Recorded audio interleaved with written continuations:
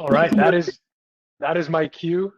Thank you, Cassandra, for getting us kicked off here, and welcome to all of our customers that have taken time out of their busy schedules to join us today. We've got a really exciting topic, and based on the registrations that we saw from the webinar, a very relevant topic for many of our clients. And this will be a little bit different than some of our other webinars that you may have attended in the past, where we co-deliver content and a message with our great partners that we work with day in and day out. Today we have two internal members of our CDW solutions group, two of our top solution architects, specifically with expertise in VDI and many other areas. And both Ryan and Nick are going to walk through a lot of the conversations they've been having that amplified over the last year as a result of COVID, some of the new conversations that they're having with customers, and hopefully provide a lot of extra insight and expertise into how you and your technical teams can evaluate the different VDI options out there. So I am absolutely thrilled to stop talking, to kick it over to our two fantastic speakers today and let them dive in. So thank you again, and we look forward to a great conversation today. Perfect. Thanks so much, Brian, and appreciate everyone taking the time out of their busy day to join us here. Good morning if you're on the West Coast like myself, or good afternoon if you're over on the East. My name's Ryan Beecham. I am one of the architects out of Vancouver, and my specialties are helping customers grow end user computing, hybrid data centers, and everything backup and DR. So today we're going to focus a bit more on the EUC and VDI solutions. And presenting with me today too is Nicholas Rye, who I'll turn it over to here as well. Thanks, Ryan.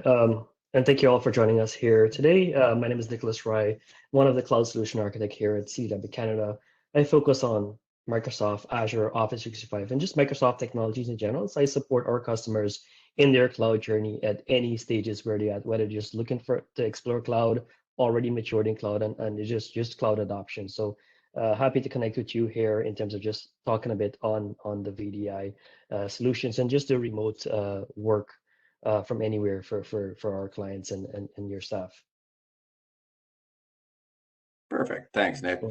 No problem. So jumping into today's topic of virtual desktop infrastructure here, and how companies and clients that we have are finding the challenges of going to this remote workforce. Many of you have probably had VDI conversations in the past. We've heard it for a number of years now that the year of VDI is going to be this year. Well, I can definitively say last year in 2020 was the year of VDI. I think between Nick and myself, it was every other day we were having conversations with clients moving their workforce from in office to a work from home due to the pandemic COVID issues that were going out through the world, and just trying to find a proper solution that will help you guys continue working and keep that business continuity. So a lot of the conversations I have now are kind of circling back a year later and revisiting the what we did last year, and then trying to improve upon that, and really taking more of a holistic view. So myself, I take a more of an approach of the end user experience is paramount when it comes to VDI, as well as from an IT perspective of how do we manage it, how do we make it easier for the internal IT teams while keeping that consistent user experience. So users are expecting the exact same level of performance that they have with their current desktops, and we need to be able to meet that. We only usually have one chance of getting a VDI environment up off the ground to grab user adoption. So planning it out first and choosing the right solution that we'll kind of talk about here as we go through this PowerPoint deck and expand upon that. So go from on-premise solutions to hybrid solutions to full cloud, and even touch upon a little bit of desktop as a service and the different flavors within that from a different vendor perspective. We did tend to generalize a lot of the concepts in here as a lot of it meets the same regardless of the vendor. There's just small acronyms here and there that will be interchangeable. And we can touch upon that in maybe a subsequent conversation. Just feel free to reach out to your account executive for us, and we'd be happy to have that conversation next. Thanks, Ryan. So I could touch on this one here. When it comes to the new normal for remote workforce, they are four elements you definitely need to keep in mind when you're implementing this. So the first one here I'd like to touch on is agility, right? Being able to support work from anywhere and pretty much any device, I would say. So that is a key. And in terms of the speed of application deployment, as we all know, application itself is pretty much the application inventory would be quite dynamic. There will be cases where you need to deploy a new application on your image. So making sure that you have what did I say, agility there in terms of supporting your work, that is key. In terms of scaling, definitely you want to make sure that you're able to scale, as we've saw last year when obviously there was a burst in remote workers. A lot of customers we've saw they were able to either procure additional hardware or just extend their existing on-premises VDI solution into a public cloud solution. So definitely agility is one of the first element you definitely need to keep in mind. And as Ryan mentioned, customer focus, right? You want to make sure that you create the best user experience for your end users and give them the ability to empower them for real-time collaboration. As we all know, everyone is all remote nowadays. You want to make sure that if whatever collaboration tools that they're leveraging, whether it's Zoom, Teams, Slack, etc., you want to make sure that that experience is very seamless and positive in terms of like bandwidth and connections and whatnot. So some of these solutions here that Ryan and I will talk about is making sure that those VDI solutions are optimized for collaboration as well, like video, and ensuring that you have the appropriate network bandwidth and accommodation there to support your users. And another one here I just want to touch on is application modernization. As you adopt to any VDI solution itself, you want to make sure that these applications are compatible to operate under a 64-bit architecture. As you know, in any public cloud, even on your on-premises infrastructure, no matter if you're to procure the latest and greatest gear, if your applications are not optimized to benefit from these architectures, you definitely will not gain from performance, I would say, and just the user experience in general. So application modernization is key when it comes to the remote workforce, looking at how can they better collaborate using various SaaS solutions, looking at maybe you have SharePoint on premises right now. You may want to consider SharePoint Online or any other enterprise SaaS solution that your company may currently have on premises that you may want to look into. Business enablement itself, obviously, you definitely need to keep cost into consideration. That is key.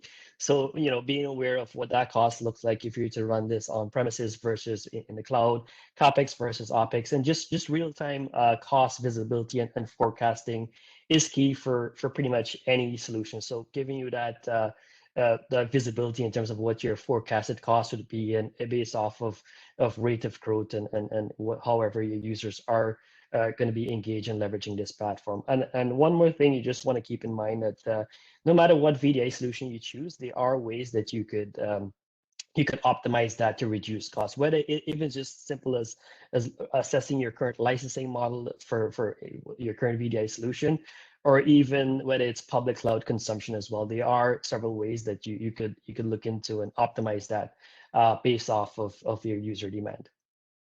So these are the four areas definitely you just want to consider when you look at the new normal in supporting your remote workforce.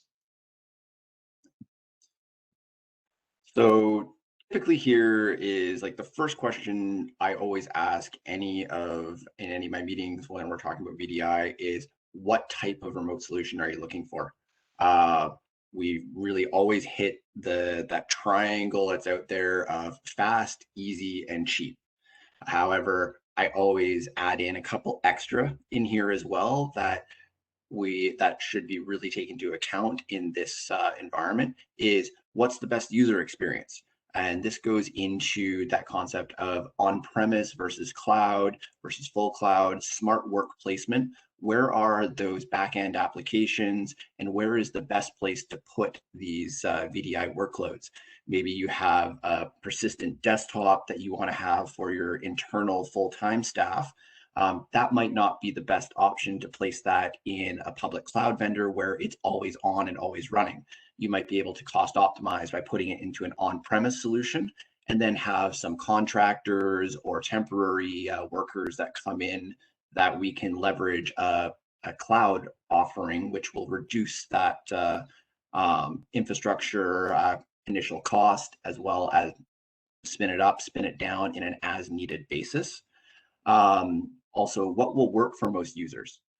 We want to make sure that persistent desktops versus pooled desktops, instant clones, just making sure what we want is the right fit, as each of those has a limitation on how it will run from a storage perspective, from a CPU and memory perspective that's out there. And also, do we need customizations on images? So, as well as what applications you really need to support. We're talking Windows applications like your typical Office and your task worker. You know what? If they don't need anything more than that, an instant pool might be the best option for you. If you guys have experience with VDI already, maybe you're looking to expand some new users or securities coming to you right now with contractors coming on the environment, and we don't want to do VPN connections anymore with them. VDI is that tool that allows you to encapsulate those users, put a security framework in and around that, and while giving them the access that they need. So we want to make sure that security is top of mind, especially this day and age, coming out with more ransomware. We've heard lots of people getting hit recently. Nick probably knows this more than most recently as well. And talking about the image management, really at the end of the day, any of the VDI solutions will help you manage your users. But what the meat and potatoes of VDI is about image management, making sure that you have your image is optimized for deployment, segregating your OS from your applications so you can keep your Windows up to date as much as possible, and also update your applications seamlessly across the environment for you. So talking about that, we're going to move into some of the factors that I do want to consider is like, how are you guys monitoring desktops today? What tools do you use? If you don't have anything, well, how do you know what your users' experiences are? VDI has a great tool set that's in there and around that to really give you that granular sight into what each individual application is doing. Maybe you've been over provisioning your laptops for years, just due to application vendors saying they need X amount of RAM, but really they don't. So we can really start to hone in on what the spending should be. And this all goes into planning beforehand, but also taking a look at, hey, if we put this new application on there, how is that going to affect everything? In VDI, we can easily put that into a test pool. You can monitor it. You can spit out metrics very quick and easy to report back to the business units of how that's going to change. Make sure that you're not deploying something that is going to cause a problem in a day two scenario. Another factor is really, where is your user application data? Front end and back end applications, anything touching with SQL, where we put those workloads is going to be key in understanding that, because if you're putting your workloads in the cloud, but your on-premise VDI is connecting back to the SQL database back on-prem, you're introducing a latency aspect to there, which is not always friendly. So making sure we're placing user data and user application data close to each other is going to give that enhanced user experience. Policies are a big touch point. If you ever want to hear about the histories of most organizations, do a GPO report, and you'll find out all the history from that, from the Office 2003 policies that are still in place. VDI is a good option to let's take a fresh start. We can remove any of the excess old policies that are doing loopbacks, causing slow logon times, and really enhance the performance that you're seeing for your users, give them a streamlined workspace that is a lot more pared down and easier to manage on your guys' side. Securing the desktop and all of its data.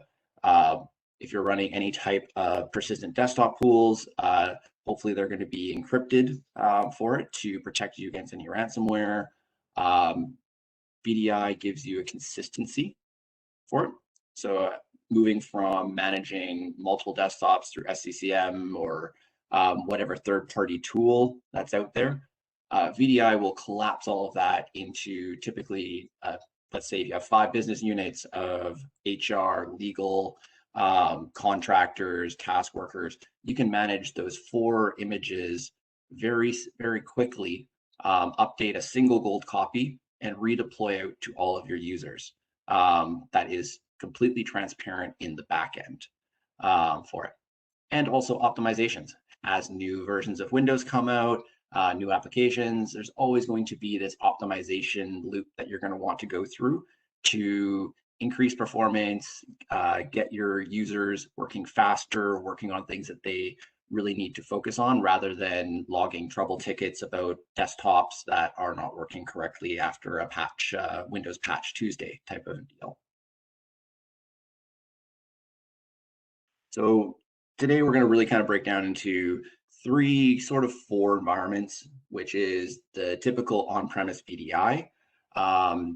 We're going to look at, this is from a centralized management in your, what typically was a traditional VDI.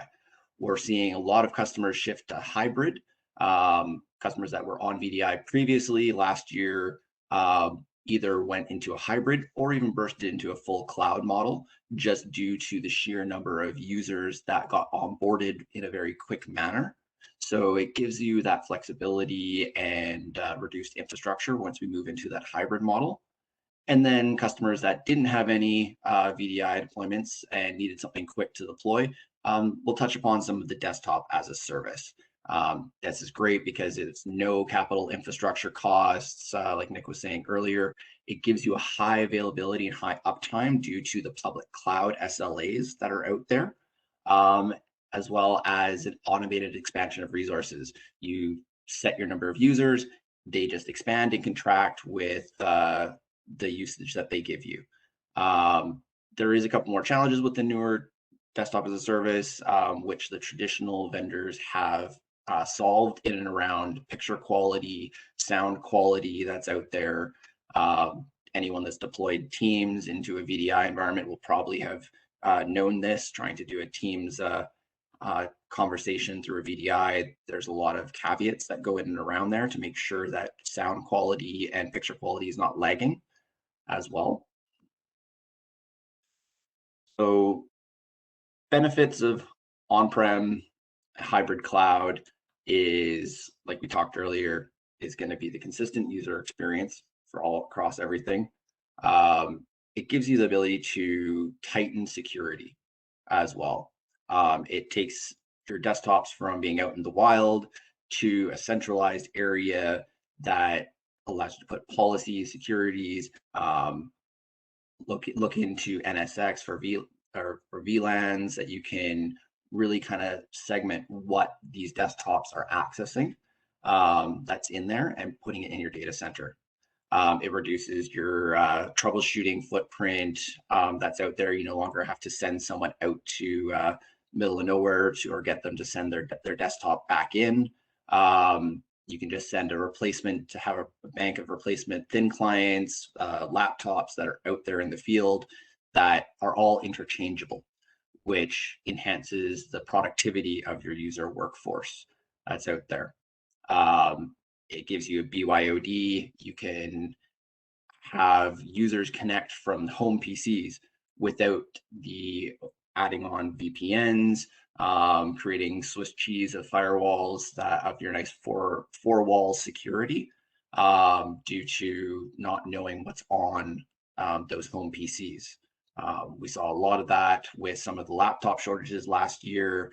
People were just jumping onto networks from home PCs, and that in effect was a spike in malware, ransomware that we saw last year as well. So trying to balance that and keep everything secure is where we really want to go. Decreasing your spend on laptops. VDI is not a cheap solution. It's not going to be a quick fix. It does require investment in there. There's software, there's some training that you're going to want to look at doing. But in the future, over time, it will reduce your spend on infrastructure from a laptop perspective, which is going to allow you to reinvest into further technologies in the future. And if you're looking to get away from the data center business, we can see that you can start with an on-prem data center or a VDI solution, and you can move that into a hybrid to expand out there. And then finally, you can move that all into a cloud, which will give you like a 1, 2, 3 step to the cloud, while keeping a consistent platform that your users will know, they know experience with it, same skills that you're going to be using from on-prem to hybrid to the cloud, and you can move to tablets or kiosks, whatever that you guys use in your infrastructure today. Cool. Well, thanks, Ryan. I just want to touch on the desktop as a service here. So we've seen a massive adoption during COVID, and this was particularly for some of our clients where they never had any VDI solution.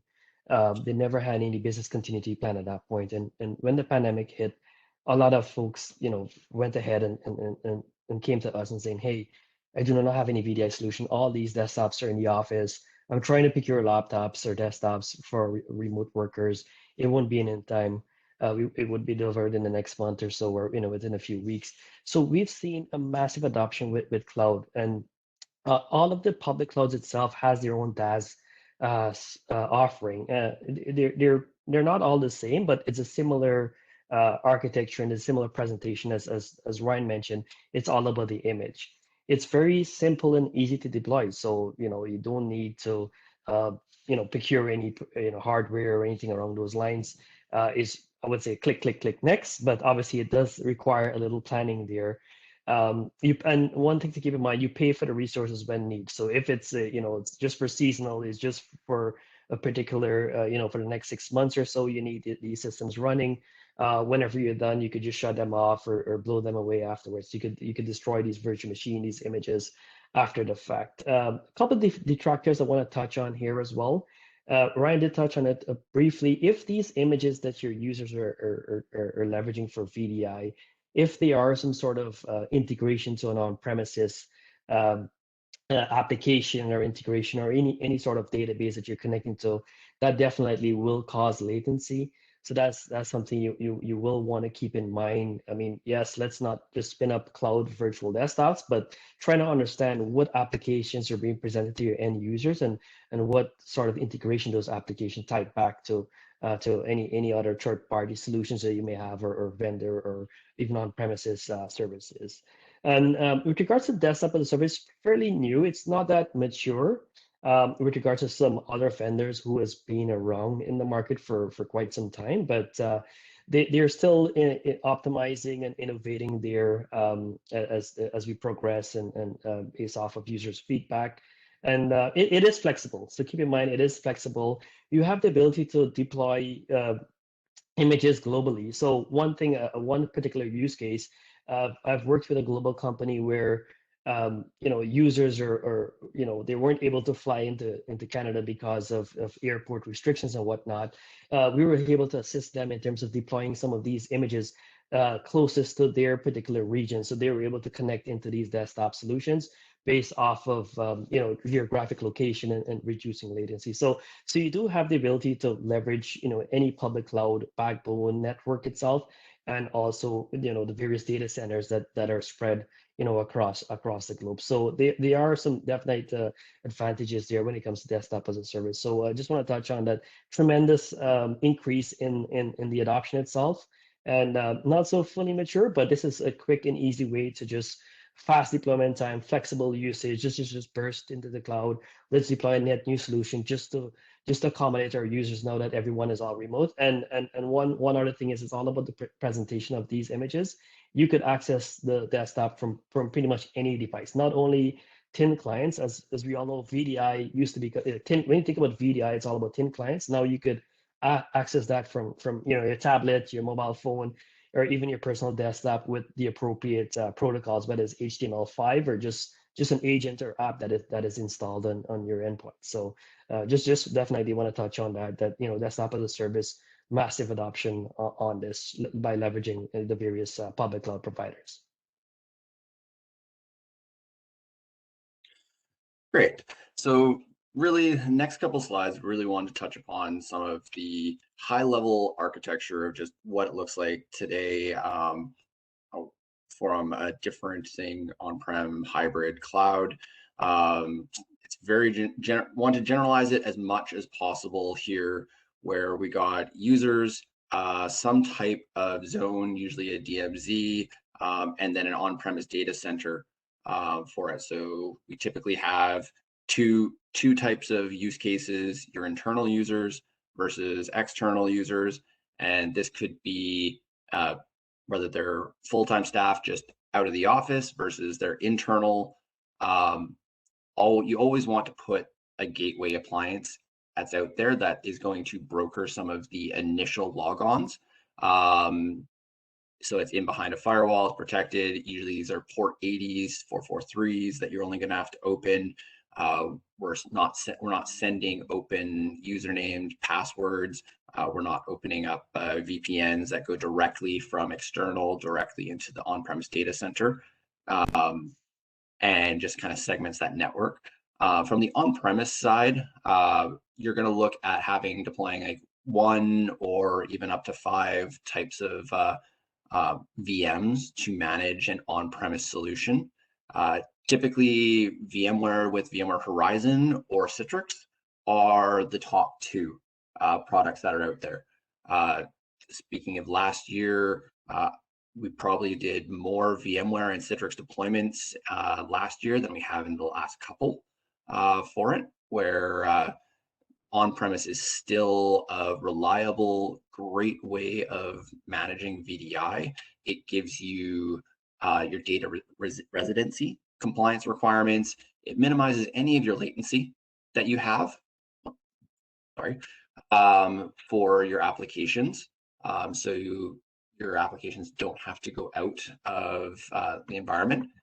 Gives you a stronger control for your backend infrastructure and gives you a more cost certainty. You're going to be buying hardware, usually dedicated hardware for these. Typically, VDI environments have a higher IOPS requirement. So siloing these off of your general purpose workload infrastructure is what we want to see. If there's any environments that need GPU resources underneath it, it gives you the ability to buy the GPUs, put them into an ESX host or a Hyper-V host or even a Nutanix AHV, and leverage that GPU requirements through NVIDIA technology to enhance those screens. I see this a lot with AutoCAD, Revit, ArcGIS is a big one for any of the GIS users that are out there. Those all require GPUs underneath them. I would probably not look at deploying a VDI solution with those applications without underlying GPUs, just because your quality and performance is going to be much less than it would be for a typical like desktop that's out there. So from here, we'll look at the controller, all of your management, everything's self-contained. When we move over to the next, to a hybrid environment, this gives us the ability to expand into a cloud plane, licensing models, have shifted away from you buy a perpetual license nowadays, and everything is going to a subscription-based model. And the way that vendors are rationalizing this for you guys is there has to be a value. And the value that is the on-premise infrastructure that you used to need is going to shift into a cloud plane that is already paid for through your services. It is highly available, highly redundant. So it meets the public cloud like 999s. We're not talking about any of your user data that's going to be up there. So that is still protected, and we have the ability to place that where we need, whether that's in Canada or if you guys have data sovereignty policies, or we can put these workloads closest to the users in any public cloud or back in your data center. The cloud control planes are going to give you your typical dashboard. It's going to be that first connection point that users are going to see. So that means internal and external users are going to be going to the same portal. This provides identity management integration. So if we have Okta, the Duos, Azure MFA, all of that will be configured through this cloud plane without any additional resources on your on-premise infrastructure to do. It allows you to leverage all of your existing tools, as well as if you're going into the Azure space, Microsoft has multi-session with their Windows 10, which gives you a consolidated Microsoft licensing in the cloud for when you're deploying those workloads, which can really help that cost optimization that we were talking about. This model gives you also a disaster recovery and business continuity planning. Let's say our primary data center and deployment is going to be on-prem. If we lose that data center, those workloads can just spin up in the cloud, allowing your users to continue working. Obviously, there's going to be some back-end systems that also need to have a DR capability to go into the cloud for your applications. But from a user standpoint, they'll be able to access their workstation, use Teams, use SharePoint Online, and generally get to 90% of what they need. How we facilitate those is the CG on the screen there is a cloud gateway between VMware and Citrix and Nutanix, same with Microsoft for some point. This is just a small VM appliance that will sit either in your on-prem data center or again in a cloud region in a VNet or VLAN that's up there, so that it can provision out and provides that access to it. From the on-premise side, you're going to be running off of ESX, AHV. VMware, Citrix, Nutanix have the option to deploy out to both, leveraging the same VDI set that you're going to be using. Microsoft, I would only deploy Microsoft through the Windows Virtual Desktop in the cloud. Their offering on-prem is probably my asterisk in here, where their Azure Stack HCI is the new on-premise model where you can deploy Windows Virtual Desktop in an on-prem solution that integrates fully with Azure. Outside of that, I don't typically see a lot of customers going to a Microsoft-centric VDI solution, just due to VMware and Citrix and Nutanix being a better user experience, easier management, and access point for the users. Thanks, Ryan. Just want to touch a bit on what the architecture looks like for cloud-only solutions, right? And you could see at the bottom there's no on-premises box, I would say, or illustration. Is just straight into the target for any public cloud. So if you look here, it could be both internal and external users connecting to the cloud control plane. The control plane is pretty much a gateway. So basically, it's a presentation of how those users would access their VDI solution. once they are authenticated, and it looks at the next step would be providing the appropriate access. So the control plane kind of controls, what type of images are you allowed to access, what type of apps are being presented to you, and just making sure identity is key.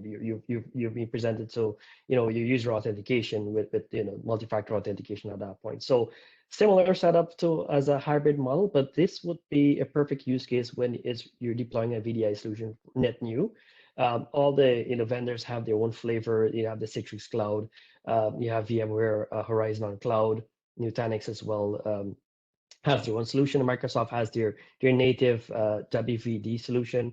One thing I want to touch on, Microsoft has their multi-session, as Ryan touched on. So the multi-session, it was fairly new, and that launched, I think it was fall 2019, whereas users multiple users could access one golden image. So traditionally, there will be like a one-to-one mapping of one user per desktop. So with the multi-session itself, what that allows businesses and companies to benefit from is, you could have 30 users accessing one image, one compute resource in the public cloud. And we know, as we all know, running virtual machines in pretty much any public cloud is not that cheap. But by you able to benefit that multi-session in terms of costing, you definitely we will see a benefit from that.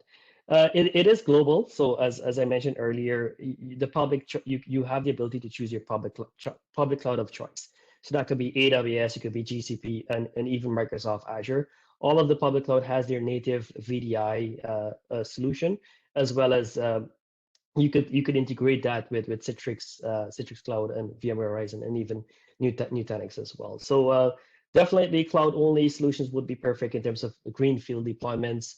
Let's migrate into the cloud. Let's adopt the cloud. Let's spin up a net new VDI solution, and that is when it requires a little planning in terms of what type of defining the various user personas, how many user images you're going to have, and how do you want to maintain the various images for your end users.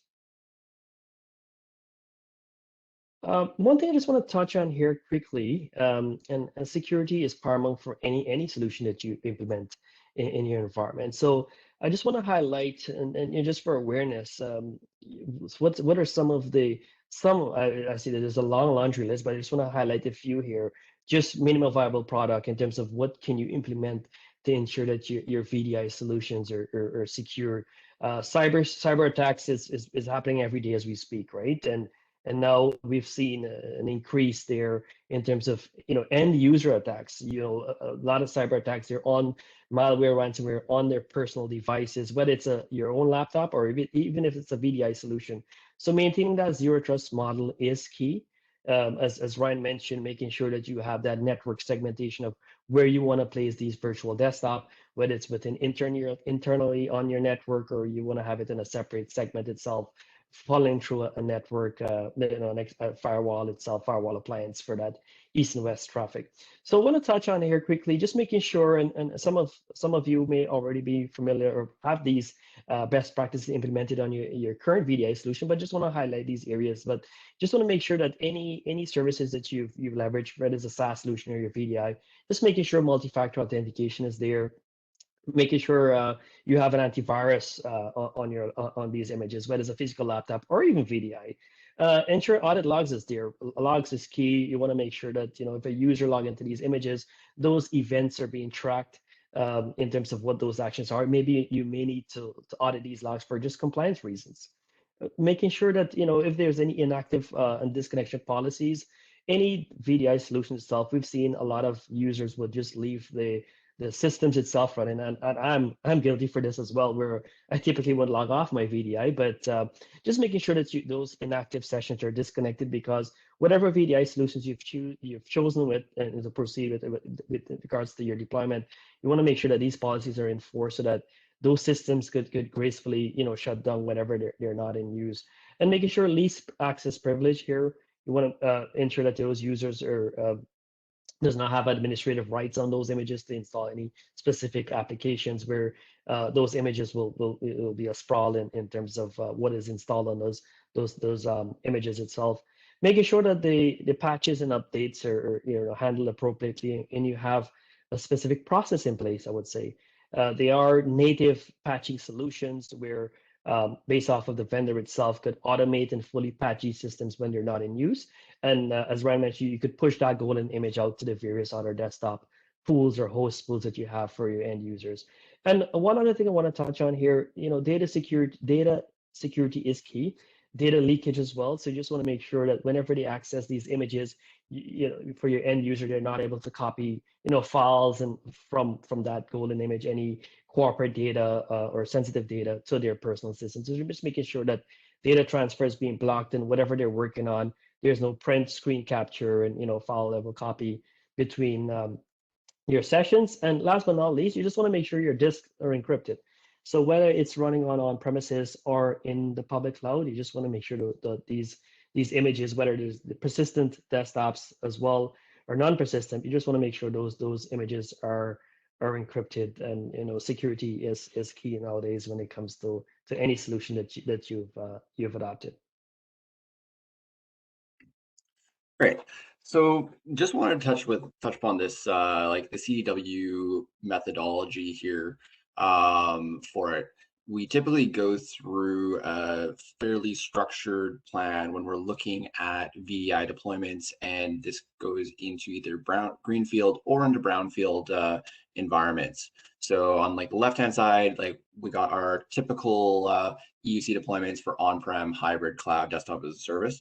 So at the start, always like to go through like an information gathering session with our clients. So this would be usually with one of our CW solution architects, and myself or Nick, or one of the other teammates that we have across Canada to help you guys out depending on the region, where we really kind of hope to understand what you guys are trying to do, what your business justifications are, what is most important to you, and hone in on which of the solutions on the left-hand side there is the best fit for you.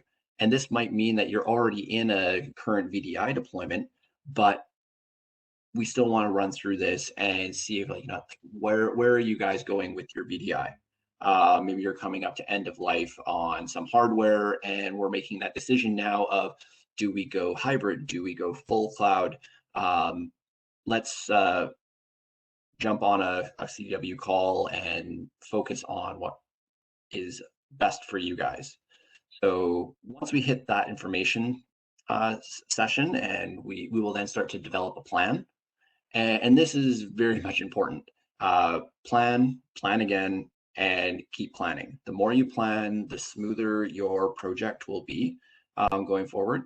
Companies last year did a lot of jumping into VDI, and this year we're going back to a lot of planning and assessments this year to help optimize some of their deployments that they went through last year, to kind of expand upon the use cases, expand upon challenges that they had moving into those VDI environments. And these can be something like, hey, we deployed just a base image that had Office products on it, but now we want to get into application layering on top of it, where we're segmenting that OS from the application layers so that you can interchangeably update these and keep up to date without impacting any other applications that are on that gold image for it, since that will have an impact. If anyone that's been out there for the last couple of years, updating one app might change a different app, and going through and making sure that we can test those individually will help. After we get into that planning, we'll then go into the deployment phase, where CDW will go through a delivery. We have many experts that are certified in Citrix, in Nutanix Frame, in VMware Horizon, in Microsoft WVD. We are here to kind of help you do those deployments and get that delivery for your environment. Or if we need to come in and do an optimization, we've done a lot of VDI assessments in the last year, where we'll come in there, analyze your environment, we will run a bunch of our reports and give you tangible feedback on where we see optimization abilities for you. we will then help you with implementation, or you guys can take that implementation away to handle yourself. We can also do skill transfers, skilling up, helping you guys get your team more knowledgeable in and on the products itself, where we can kind of walk through how we typically do certain actions, from deploying instant clones to user profiles and how we manage user profiles that are out there. And then finally, we will get into that managed state. So, and at that point, we will then turn it back over to the clients, our customers here, that they will have an environment that has gone through the four different plans, so that they are ready to send this back into the world and have an easier management time. So, looking at VDI as a whole is just a couple quick notes for the why we're going to this. For it is reduction in your management and administration, transitioning your desktop support workers into that new upskill of, they can become your VDI deployment management team as well. So that gives them career opportunity to jump into that next phase. VDI has a lower management, so instead of managing multiple desktops, thousands of desktops that are out there through SCCM, making sure your application packages are deployed correctly across the environment from updates, they're updating a single gold image and then deploying that out to the general population of users that's out there. That's completely seamless. They log off on a Monday night, log on in the morning, their profiles are still all the same, but they are on the updated, newly patched environment. This saves your team in time and management, allowing them to focus on additional challenges, maybe more application testing, allowing your company to iterate more quickly within their applications and get it out to users, increasing productivity. It gives you a greater agility for your team, give you that faster patching, portability of workloads. We're talking again, run desktops where they're needed.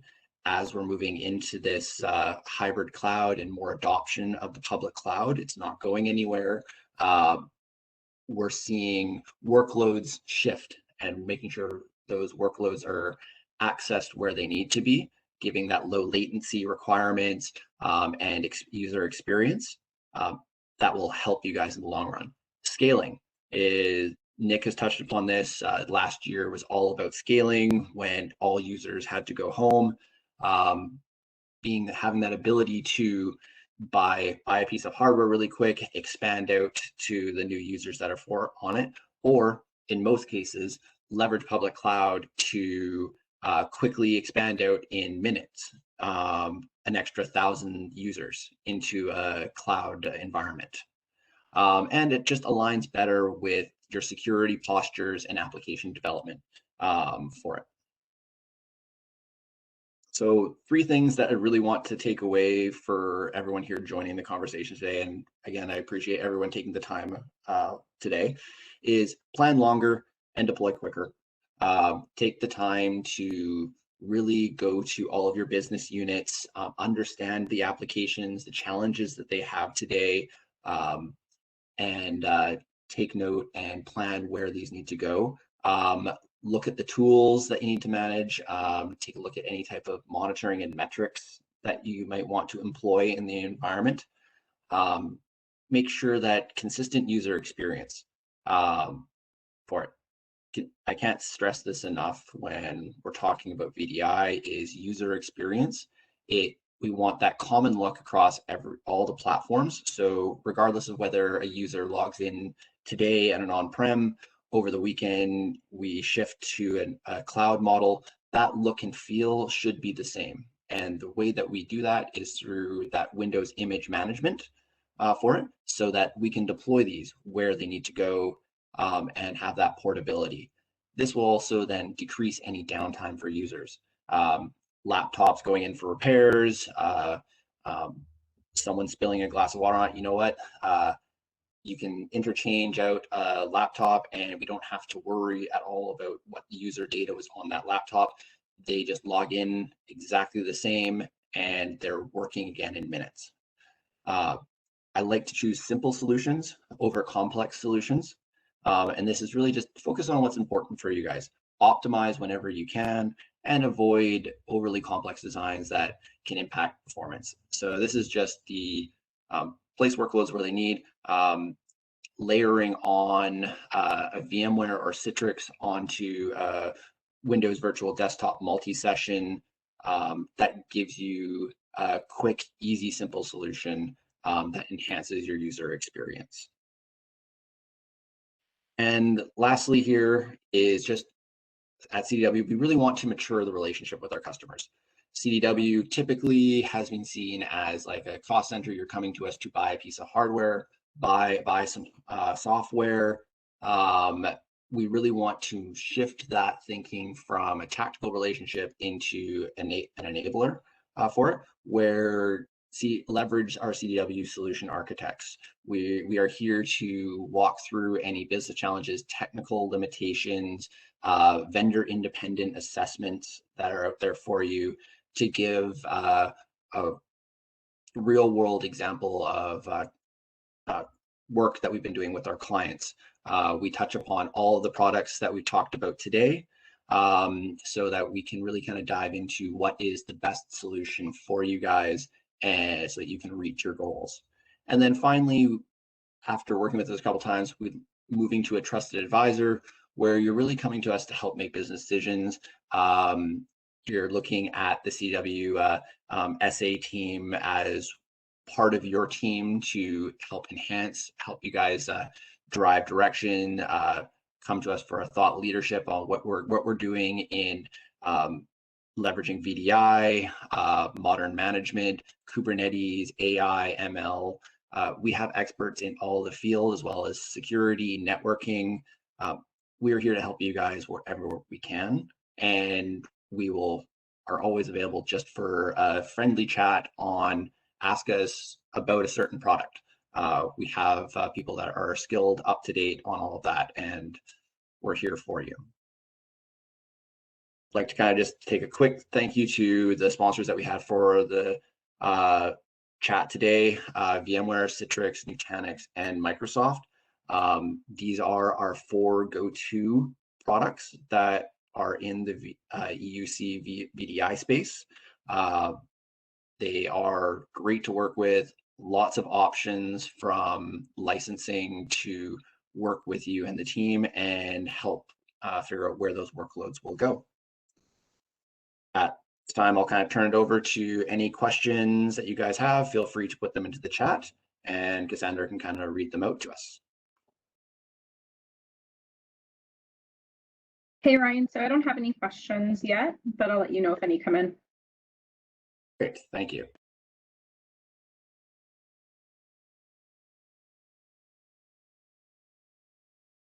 Maybe just to spark it, if there are customers that are typing questions in right now, Ryan or Nick, this last year has been transformative to say the least. And you kind of mentioned VDI, the year of VDI was 2020. What are some of those conversations that you're having today with customers that maybe, did some things really, really quickly out of necessity last March to optimizing this year? I know you covered that throughout, but maybe just highlight maybe a couple of customer examples or conversations that are relevant. Yeah, I definitely have had a couple of those this year. Typically, the application layering is a big one of segmenting the OS and the applications. Have a lot of customers that just did a quick deployment into cloud or for their VMware Horizon platform, and we wanted to kind of take a step back, figure out how they can manage the OS and the applications a bit better, as they were finding that they had to update the entire OS and it was just causing delays. So going back and taking a look at that optimization, had a couple of clients this year already talk about user profiles. Profiles are tricky to begin with for it. We're not talking about the roaming profiles of old anymore. There's Microsoft has a free product, FS Logics, that we can implement, that we can add in GPOs that can really kind of streamline and enhance those user logon times and protect that user experience going across from one VDI to another, and move from a maybe more persistent desktop that they deployed last year to instant clone type of desktop. I just want to touch on one other thing. You brought this up before, Ryan, with regards to GPOs. I've had a similar situation for last year. Client adopted a Windows Virtual Desktop, and the logon time was when they entered their credentials on these sessions. It took the end users approximately 2 minutes for them to log into the solution, and the customer was saying, "Hey, WVD, it's horrible. It's not that great." But they were able to work with it because of just trying to deploy a VDI solution. However, we recently engaged back with the client trying to understand why was the VDI solution not working as expected, and why are the end users complaining. Our engineers was able to work with the client and identify that there was a lot of GPOs were applying on this image that is writing back and pulling files from the on-premises infrastructure itself. So assessing and planning is key as whenever you're implementing some of these solutions. So we were able to work with the client and create GPOs which were optimized for virtual desktop. Ensuring that audio redirect is there. Looking at and that would be a perfect time to just review your GPOs and perform some necessary cleanup with your on-premises infrastructure. So GPOs review as well, and looking to see how that is being applied and optimized for VDI. It's another key area that you definitely need to take into consideration. So planning, as Ryan keeps saying, planning is something you just can't miss, right? And that affects your end user experience. Awesome. Cassandra, did any questions come in? Nope, I don't have anything. All right. Well, we are up against the clock, as we always are. I want to take this opportunity to thank one last time all of our customers. We absolutely appreciate the challenges of balancing everything that's going on in your lives, and you taking some time out of that schedule for us today. We hope you found value. We look forward to getting in front of you again. I want to thank our two fantastic solution architects, Ryan and Nick. It's always a pleasure to hear some of your thought leadership and some of those real world examples of how you've been able to help customers. And with that, we'll wrap up. And thank you very much, everyone, for joining us, and have a fantastic afternoon or a fantastic morning if you're on the West Coast. Take care. Thanks. Thank you.